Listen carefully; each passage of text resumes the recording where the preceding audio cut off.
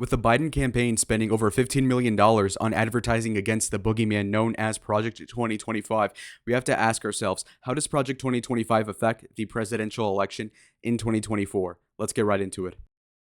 To get right to the basics, we all know that Donald Trump has a very large lead over Joe Biden. But with that being said, with the ankle biting going on by the Democrats, you could totally see that they're trying to look for some sort of Achilles heel that has not been exposed yet.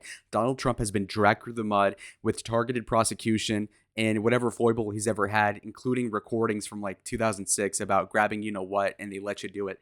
They've basically thrown everything they have at him, but they found one new thing, a new thing called Project 2025, and we're going to see how a guy in the lead might lose this election when it comes down to how unpopular this might be perceived as. So Project 2025, this project is a lot like anything you'd ever see. Typically, in this case even, there's 110 organizations that basically give the incoming nominee for the Republican Party, and they do the same thing for the Democrats, a buffet of different options. Obviously, there's a bunch of nerds making six figures in D.C. This beltway sort of political apparatus obviously wants to do something productive. They say, you know what, okay, Trump, you're not really a policy wonk. Let's just give you a bunch of instructions. You want to deport the illegals? Okay, well, here's how you technically do it. And obviously a criticism we had from 2016 to 20, that first term, was that obviously Donald Trump knew how to manage a boardroom, but when it came down to knowing how to write up an executive order or how to use certain Schedule F protocols or whatever have you, he just didn't really know what to do. And so what that led was either Trump didn't do something because he just didn't know how to do it, or he trusted somebody, and when he delegated it, like the businessman he is, it just turned out that some people that he trusted ended up being snakes. We're thinking about Reince Priebus and other people of that sort. And so with that being said, Project 2025 basically is a way to buoy that and say like, okay, well, we'll just handle the logistics. We're going to handle the boring stuff. And so the problem is that there's a ton attached to it, policy proposals that are pretty untenable to a general election. And again, we're talking about Trump leading the election, but that's including a ton of people that are wishy-washy. You know, Trump having 47.3% of the popular vote does not include 47.3% of America that is MAGA. It is including maybe 90% of those people that do support whatever Trump will do in the next 4 years. But there's definitely a good fraction of them that just said, okay, well, that debate was horrible. You know, I'm going to vote for the guy who's actually all there mentally, and they're going to go for Donald reluctantly, not because they're politically that predisposed. Okay. So for example, what happened in 2012? Obama lost support from 2008 because 2008 was a momentum vote for him over a very cruddy Republican opposition. And so obviously the more directionally right wing you get or left, you're going to lose that normie vote, that middle consensus independent vote. And the issue with that is that, can Donald Trump play with the fire and involve himself with Project 2025? We have some polling to kind of elucidate this issue, though. So after respondents were shown 19 of the project's policy proposals, leading to it led with 63% of Americans saying that they were opposed to Project 2025 and that 24% actively supported it. Okay. Now, here is the stinging issue. The figure that said that it would threaten American democracy, 63% of Democrats agreed, but the problem is that 56% of independents also agree with that notion. And so again, it's one thing for Democrats to be anti whatever Project 2025 espouses. That's actually typical, and there's no love lost there. But when it comes down to independents, you pretty much need these guys to win the election. Especially given how obviously we know how mail-in voting works. It's not so much that, okay, well, Trump can, be happy if he just barely wins the election. No, it's about cementing a big win so that they can't do what they did in the last election. You know what I mean? You need to have enough of a buffer for that to not happen again. And so for that to be the case, you need to actually have a really convincing victory, of course. Now, I've read through a lot of tenets of Project 2025, and so a lot of what the liberal media is saying in the tens of millions of dollars through the Biden campaign, espousing all the worst parts of it, is obviously a facetious way to spin what is actually not that crazy of a policy proposal or platform in the manifesto for 25. But the truth is that some of these things are actually troubling. Again, not because I'm against all of it. It's just that obviously when we're trying to sell the Republican nominee to a bunch of people that are not really conservative, but are just seeing how bad inflation is and whatever have you, having these hanging chads is just unflattering. I mean, it's that clear. So Mark Hamill, who has Trump derangement syndrome to the nth degree, he's going to need some Trump derangement chemotherapy to even survive without his brain exploding in inauguration day in less than a year. But basically, this guy is basically a good sample for what the scumbag left is saying about this. So when it comes down to it, this is what the liberals are running with. So the presidential transition project includes ending no-fault divorce. Again, that's a pretty gray area insofar as polling, because that's not even in the public discussion. And the problem with this is that maybe if you had a debate over several months in the media that, okay, well, what about this divorce thing? The problem is that even if the Republicans came out the other side with this platform being popular, the issue is that they're talking about themselves playing defense on conservative positions, where instead we could spend the next 4 months saying, hey, Joe, you're senile. Joe, you're sleepy. Joe, you're corrupt. Joe, your economy sucks. Joe, the immigration is horrible.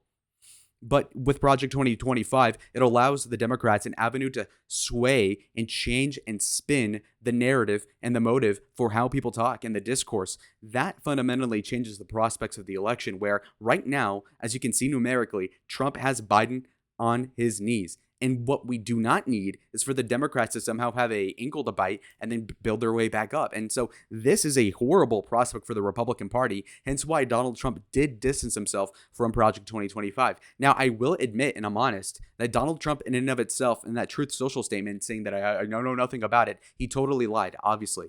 I've known about Project 2025 for the better part of a year. Everybody in conservative circles vaguely understood what it was about, and that was that was like the dominant kind of like manifesto at the time. That is true. That being said, would all of the things be instituted in it? No, obviously not. But the liberal media has some contingencies for this situation. What the liberal media can say is that the Heritage Foundation's previous proposals in the first term for Donald Trump were implemented, or at least about 64% of them were. And so when you're taking Project 2025, which at surface value is pretty unpopular, and then you say like, okay, well, Trump already did 2/3 of what the other plan was 4 years ago, the layperson American who doesn't really think too much about it is going to say, oh, crap, well, I mean, I read these 19 proposals and I disagree with half of them, and Trump obviously implemented the majority of the last batch, so that cannot be great. And so that's what the layperson's going to think, and they would be right in the most, again, basic way of thinking about it. And so that's a troubling prospect for the incumbent president. Now, we have another thing here called complete ban on abortions without exceptions. That is a very facetious thing. They don't actually call for a complete ban on abortions. They're just saying that they wouldn't federally fund them, which has been the Republican position by even Chris Christie standards, I believe, as of 2012. I mean, this is just the most basic tenet of conservative government right there. But, I mean, if people do actually believe this fake stuff, then that would be a really bad look for Republicans, because obviously abortion's, again, one of those things that Trump loses people on.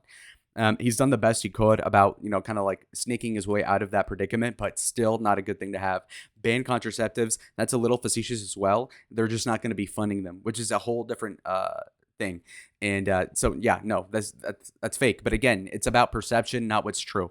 In politics, it's about perception. It's about perception. It's not about what's true. For example, Joe Biden says he has like the best unemployment numbers, even better than Trump.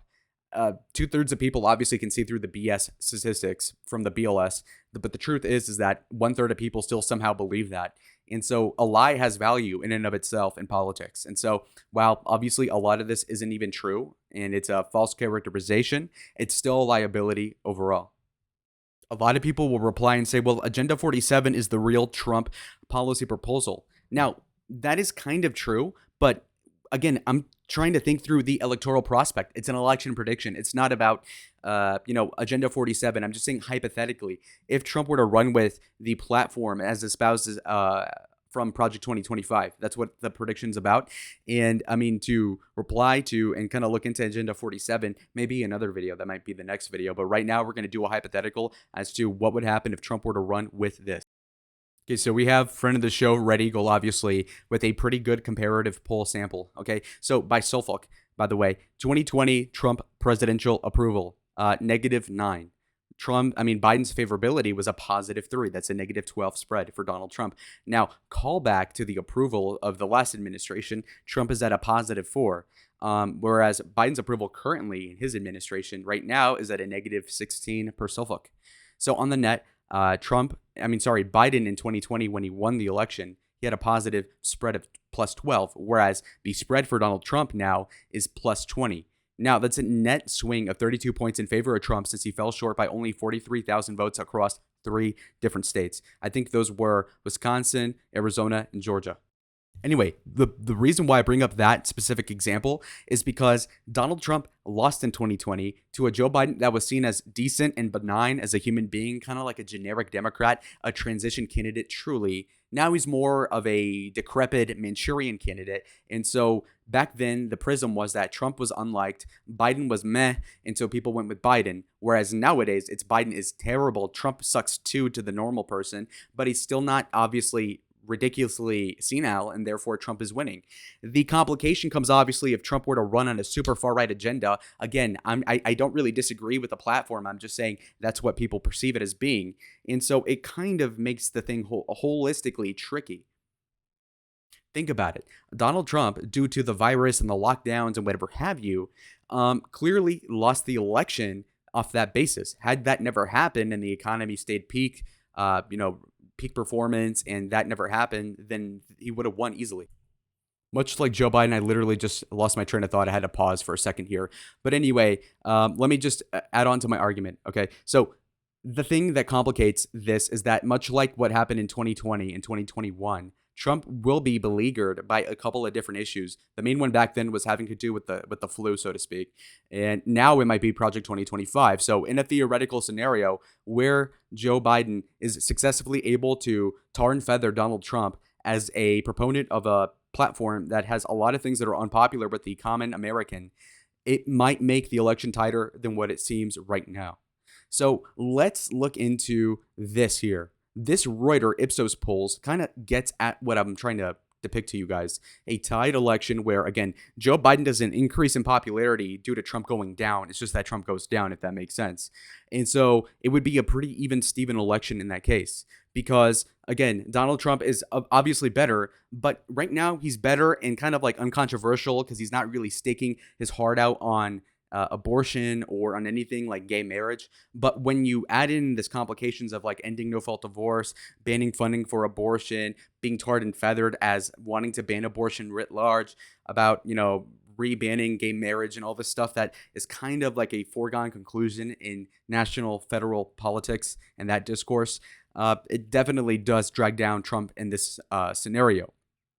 So let's look into another aspect. Let's look into before the debate. Let's look a month before the debate performance, which obviously got Trump at over 3 percentage points in the lead. Let's look to, let's say, Trump. Here, he was obviously winning by about like 0.5. That is the prediction I'm going with right now. Obviously, the polling is not really concrete over a set of proposals, as that's a very nebulous thing to ask people about in the first place. But just going off of what I already read to you guys, if most people disagree with it, that will totally be an albatross against the president. That's the issue. Okay, so let's look into this.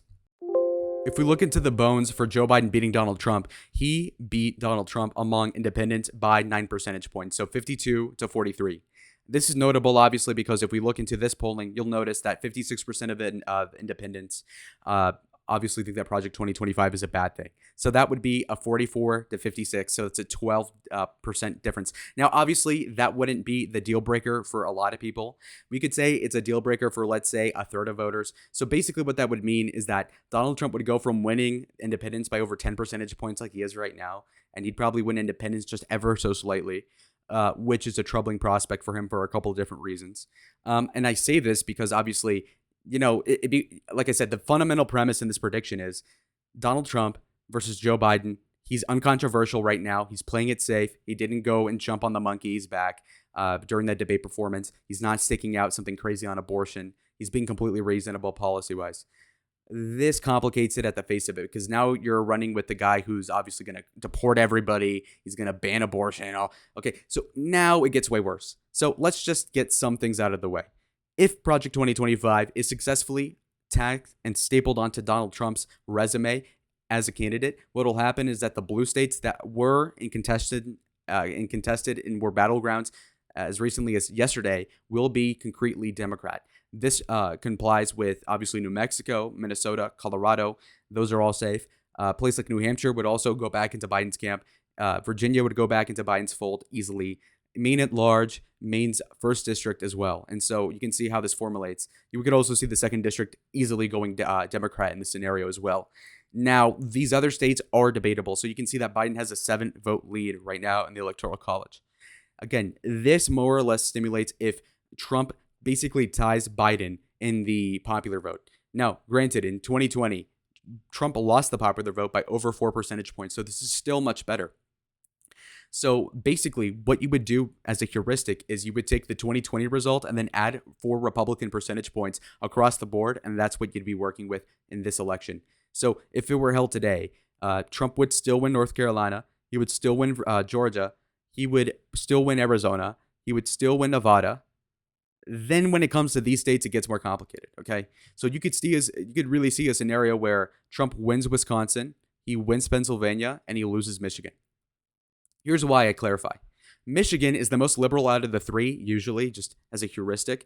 And also keep in mind, in the Rust Belt states, they're less socially conservative than the Sun Belt. This is debatable, obviously. Georgia's probably more socially conservative as one of the key battleground states. So all of this plays a major part in this election, okay? So when it comes down to it, the social conservatism espoused by Project 2025, which totally hurt Donald Trump's election prospects.